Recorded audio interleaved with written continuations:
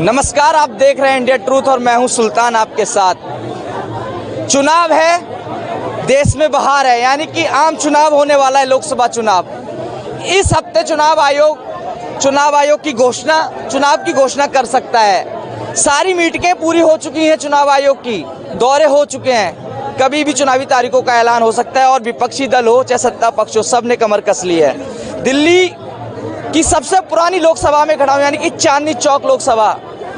बड़ी व्यस्त रहती है ये लोकसभा, भीड़ भाड़ वाला एरिया है, दिल्ली की जनता है। एसबीआई पर अच्छी खासी फटकार लगा दी आज कोर्ट ने। कहा क्या कर रहे थे 26 दिन से, पब्लिक करो डाटा। बड़ा झटका तो नहीं कहीं ये बीजेपी के लिए?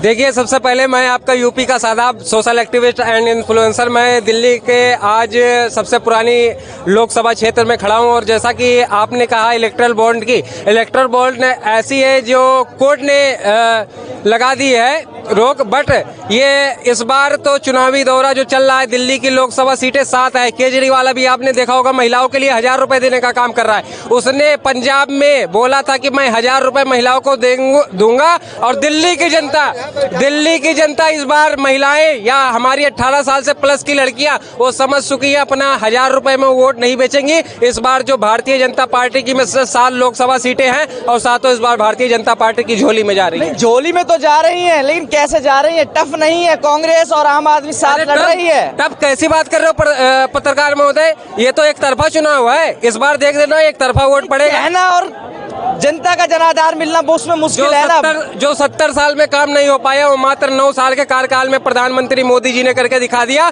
और वो जनता धरातल पर जुड़ चुकी है। इस बार 1000 रुपए में अपना वोट नहीं बेचेगी। और दिल्ली में केजरीवाल ने झूठा वादा किया है। आप अगर दारू पी के इस समय व्यस्त हैं तो दिल्ली में केजरीवाल कह रहा है पानी बिजली माफ, दिल्ली दारू पे के साहब लगे रहो। केजरीवाल ने वादा किया था 1000 रुपए का। योगी मोदी जी ने जब राजस्थान में चुनाव था तो उन्होंने बोला कि मतलब मैं 500 रुपए सिलेंडर दूंगा। वहां तो ऑटोमेटिक 500 में था ही, बट उनकी सरकार यूपी में थी, वहां 1000 रुपए सिलेंडर था। क्यों? बात है तो तुम इस बात की बात करते हो 1000 रुपए। तो उनकी तो लगभग 70% डिस्ट्रिक्ट में उनकी सरकार है ना मोदी जी की। फिर क्यों झूठा वादा करते हैं दिल्ली में आके कि मतलब 500 रुपए सिलेंडर देंगे, इतना देंगे? बताइए। तो का एक साफ जवाब दूंगा कि कांग्रेस की सरकार की सिलेंडर 400 से 900, 2013 में 900 रुपए था। और ये बताइए सुबह 5 बजे हम लाइन लगाते थे, सब्सिडी नहीं मिलती थी। एक साल में 9 सिलेंडर, एक साल में 9 सिलेंडर मिलते थे। वो भी अगर हमारे बहन बेटियों की शादी हो जाए इनसे मांगना पड़ता था। ये बताइए आज घर घर डिलीवरी होती है। अगर सर्विस बढ़ेगी तो जाहिर सी बात है किसका कौन आ रहा है 2024 में? किसका पल्लड़ा भारी लग रहा है? ऐसा है 2024 में चुनाव होगा। चुनाव होने का मतलब है पर्ची से वोट डले। पर्ची से वोट पर्ची से नहीं हो सकता। ईवीएम पे शक है आपको भी? है ईवीएम पे मैं नहीं कह सकता, इसके बारे में मैं कुछ नहीं कह सकता, लेकिन पर्ची से वोट डले। पर्ची से वोट हो कह रहे, पर्ची से वोट करा दो। सकता क्योंकि उसके लिए बहुत ज्यादा मैन पावर चाहिए। मैन पावर इतना नहीं कर सकते क्योंकि उसके लिए बहुत पैसा चाहिए। उतना पैसा कहाँ से आएगा? ऑलरेडी हमारे देश में जो चुनाव होते हैं सर, उसके लिए बहुत पैसा खर्च होता है। एक मिनट, आप बात सुनोगे? इंडिया अकेला ऐसा पहला देश नहीं है जो मतलब बैलेट पेपर से चुनाव कराएगा, समझे आप? जर्मनी जैसा देश जिसने मतलब ईवीएम इजाद की है। हाँ, बात सुनिए, यही अरे वही मेरी बात सुनिए।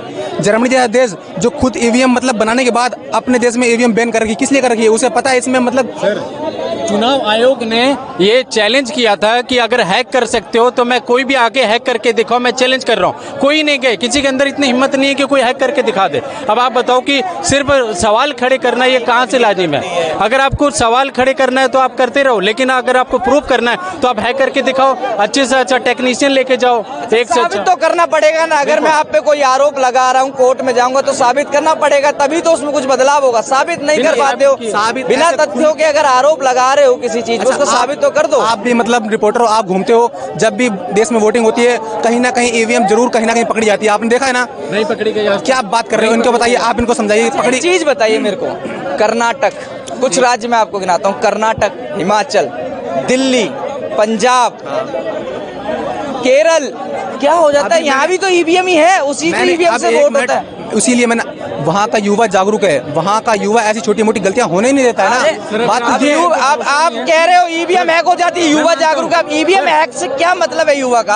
अगर बीजेपी को करनी होगी तो वहाँ भी कर लेगी ना भाई। वहाँ का सिस्टम उनकी बात नहीं मानता है ना, वहाँ का सिस्टम उनके हाथ में नहीं है। अच्छा, वहाँ का सिस्टम उनके हाथ में, जब सिस्टम हाथ में होगा तो ऑटोमेटिक। कर्नाटक में बीजेपी की सरकार थी, बीजेपी हारी, वहाँ पे सिस्टम तो उनके हाथ में ही था। अगर आपको ईवीएम पे भरोसा नहीं है तो कर्नाटका की सरकार आप गिरा दो, पंजाब की सरकार गिरा दो, बोलो कि मुझे बैलेट पेपर से दोबारा चुनाव कराने। आप क्यों नहीं आवाज खड़े करते हो? बोलो कि कर्नाटका के चुनाव गिरा दिया जाए और मुझे बैलेट पेपर से चुनाव करवाया जाए दोबारा, क्या दिक्कत है? तो बाद में तो पॉइंट है, अगर तुम्हें ईवीएम से जीत कर आ रहे हो तो उस जीत को स्वीकार मत करो। तो कह रहे हैं पूरे देश में बैलेट पेपर चुनाव होना, पूरे देश में होना चाहिए। हम तो कह भी तो रहे हैं ये बात। पहले आप तो पहल करो, जहां जहां आपने सरकार जीता आप पहल करो, बाद में बीजेपी भी पहल करेगी आपको देख के। जरूर थोड़ी कि आपको बीजेपी फॉलो करे। ये होता है, सरकार का मतलब ये होता है कि जनता को खुश रहना चाहिए। कोई भी जनता हो खुश रहे, हर व्यक्ति। जैसे हमने आपको बताया कि जैसे इसमें धर्म को तोड़ते हैं, तो देखो ऐसा है, हम एक इंसान है, अगर लड़ते हैं तो हम आपस में लड़ते हैं, लेकिन ये धर्म पे हानि पहुंचाने का मतलब है कि परमात्मा से बड़े हम नहीं है ना आपको, ठीक है? हम एक मिट्टी के पुतले हैं, इसमें प्राण है, और जब तक प्राण है तब तक हमें कल चले जाएं कोई पता नहीं है। तो ठीक है, तो इसलिए मेरा कहने का मतलब है मुस्लिम, हिंदू, सिख, ईसाई किसी भी धर्म को हानि न पहुंचाए। ठीक है, थैंक यू।